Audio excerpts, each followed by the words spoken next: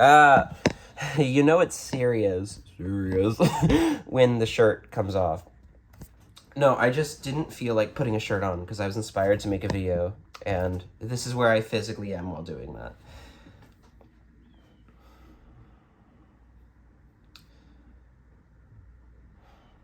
Do you think that you're worthy of this? Really ask yourself that question. Do you think that you're worthy of being God?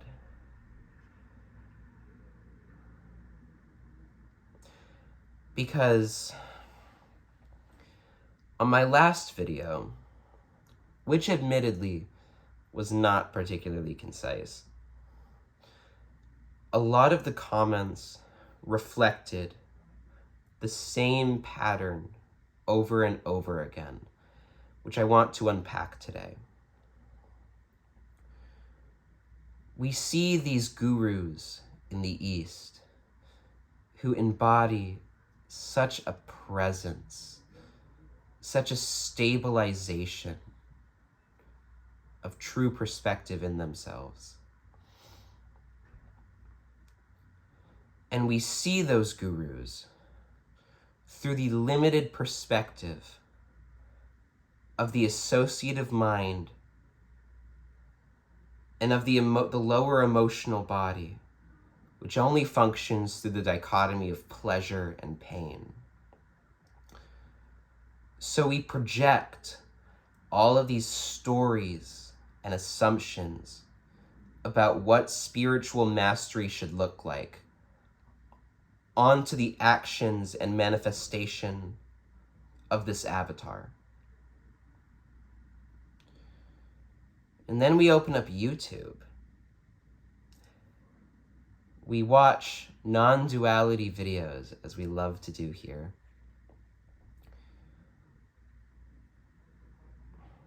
And we carry those same projections into how we engage with these individuals who come from a totally different culture, who tend to approach spirituality in a different strategic or in a different way than your conventional guru in the East.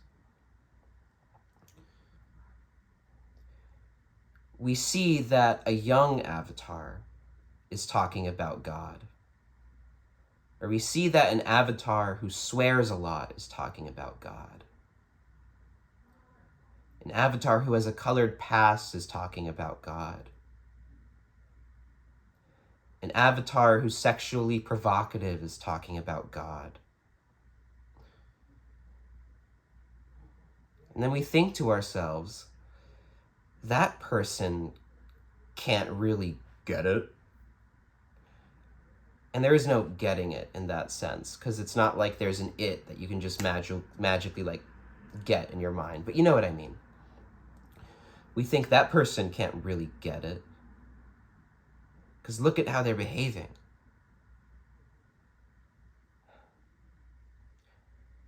It is true that spirituality colors your entire life. My life has dramatically changed over these past few years.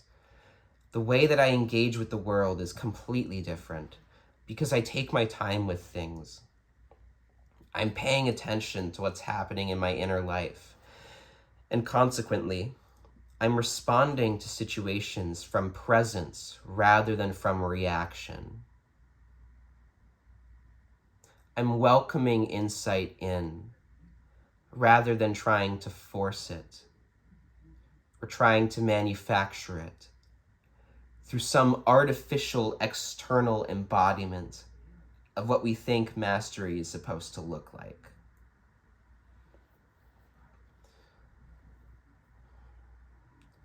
If you're invested in real spiritual understanding, it's far more useful to focus on where you're placing your attention in your inner life and on how you are intending to approach the world than to try to manipulate your expression externally first. because your external expression will only be how it should be, or really, it will only be its most authentic. It's closest to your natural essence, your true gifts before they're colored by all the distortions. If you approach that external manifestation through inner presence. Likewise, when you watch a non-dual person on YouTube, or even just have a conversation with someone on the street, and you experience a desire to judge some way that they're acting, you can express that judgment if you want. That's completely your choice. But just recognize that every single judgment, even the ones that feel completely accurate, that you project onto another, are just reflections of ways in which you yourself feel unworthy of God.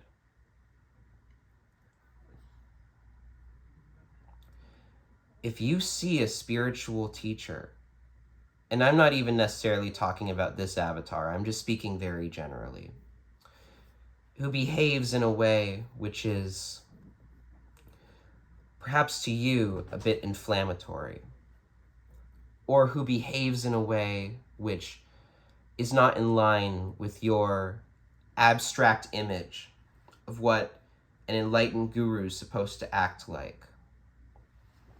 Of course, always remain critical. Always trust your own inner voice first.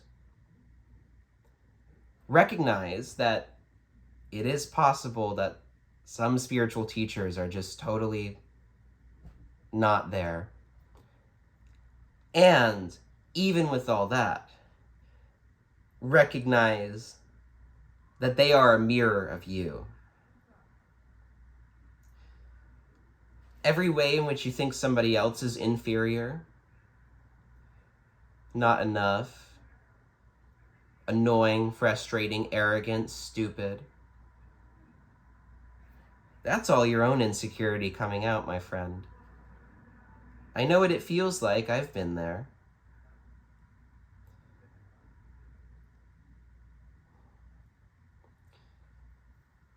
But it comes back to that question that I asked in an earlier video. Do you want to be right or do you want to be happy?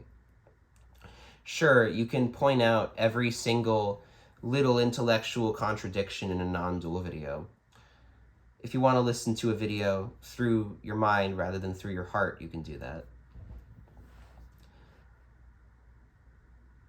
But why even waste that energy? What do you get out of that if not just indulging in separation?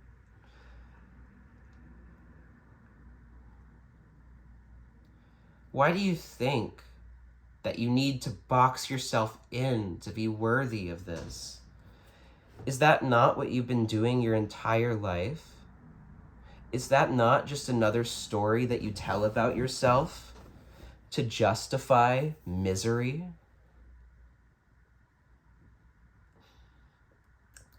Some spiritual masters are going to sit in the Himalayas and just close their eyes and meditate forever.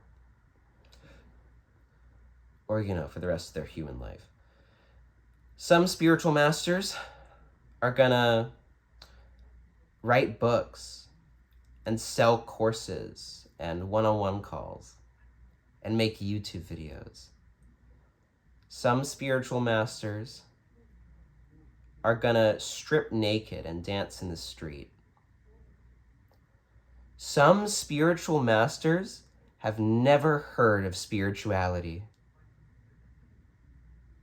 Well, it's kind of difficult to have never heard of spirituality, but they've never sat down and meditated once. Notice your reaction to that one. Oh my gosh. That person who hasn't put in all this spiritual work that I've put in, understands this truth just as much as I do. Because they're living their life and they're embracing it.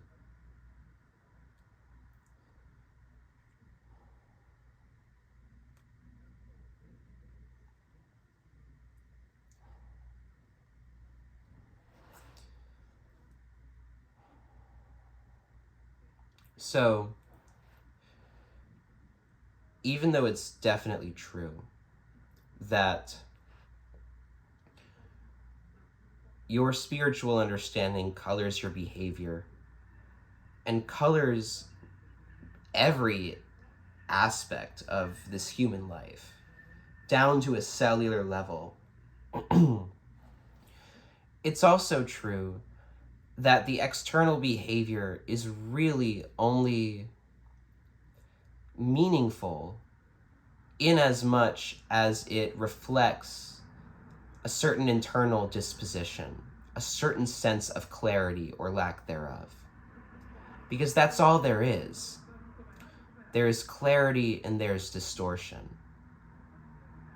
And as I said in my last video, there is a point in which all of these distortive lower energies are dissolved in the field of awareness. And you step past the threshold of identification from separation or so-called separation into true unity.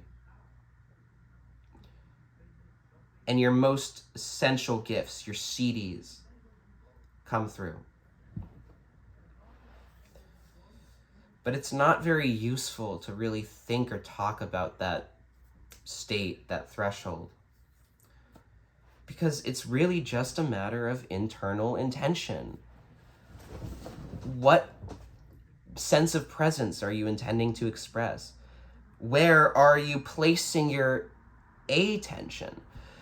Are you placing it on fear, on judgment, unworthiness, or on unconditional love? Even for the avatar on your screen, who to you looks totally arrogant, and to be honest, kind of is.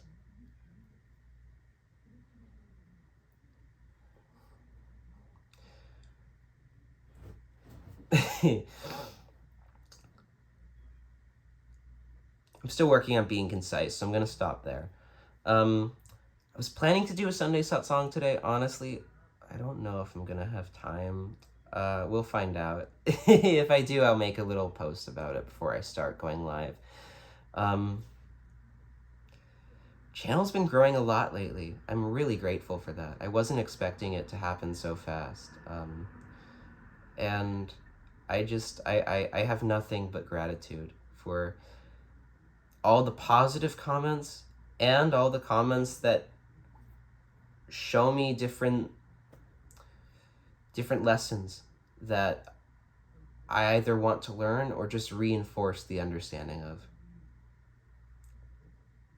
All right. Go drink some water, go outside. You're beautiful.